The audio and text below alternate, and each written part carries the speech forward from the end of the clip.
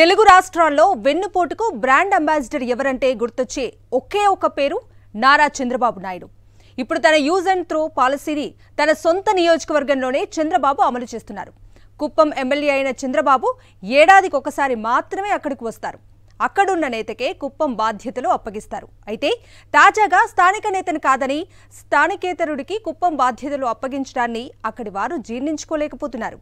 ఇంతకీ కుప్పం టీడీపీలో ఏం జరుగుతుందో చూద్దాం. చిత్తూరు జిల్లా కుప్పం నియోజకవర్గంలో గత 35 ఏళ్లుగా టీడీపీ అధినేత చంద్రబాబు నాయుడు ప్రాతినిధ్యం వహిస్తున్నారు. చంద్రబాబు కష్టకాలంలో ఉన్నప్పుడు కూడా కుప్పం వాసులు ఆయనకు అండగా నిలుస్తూ వచ్చారు. అయితే ఇప్పుడు చంద్రబాబులో మార్పు వచ్చిందట. కుప్పంలో తెలుగుదేశం సీనియర్ నేత పిఎస్ మునిరత్నం ఇన్ఛార్జిగా ఉంటూ వచ్చారు. ఆయనతో పాటు చంద్రబాబు పిఏ తదితర టీడీపీ నేతలు అంతా తామై వ్యవహరిస్తూ వచ్చారు. కొద్ది నెలలుగా సీన్ మారిపోయింది.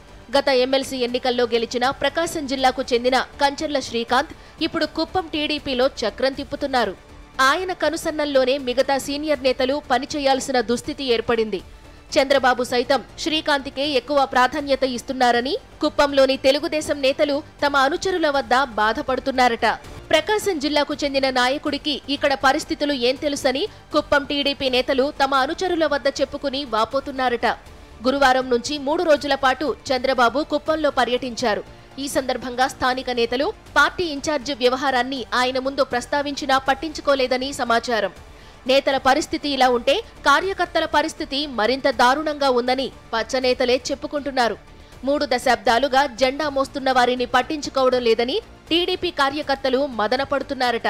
తమ గోడు ఎవరికి చెప్పుకోవాలో అర్థం కావడం లేదని, ఎన్నికలు సమీపిస్తున్న నేపథ్యంలో పరిస్థితి ఇలాగే ఉంటే కొంప కొల్లేరే అని పచ్చ పార్టీ కార్యకర్తల్లో హాట్ గా చర్చ జరుగుతోంది. అవసరం ఉన్నప్పుడు వాడుకోవడం, ఆ తరువాత వదిలేయడం చంద్రబాబుకు బాగా తెలిసిన విద్య అని తెలుగుదేశం పార్టీలో అందరికీ తెలిసిన విషయమే. ఆఖరుకు సొంత నియోజకవర్గంలో కూడా ఇలాగే చేస్తారని వారు ఊహించలేదని అంటున్నారు. చంద్రబాబు ఈసారి కుప్పం పర్యటన సందర్భంగా మొదటి రోజు జనం లేకపోవడం కూడా పార్టీలో చర్చకు దారితీసింది. జనం లేనందుకే చంద్రబాబు త్వరగా రోడ్ షో ముగించారని టీడీపీ క్యాడర్లో కామెంట్స్ వినిపిస్తున్నాయి.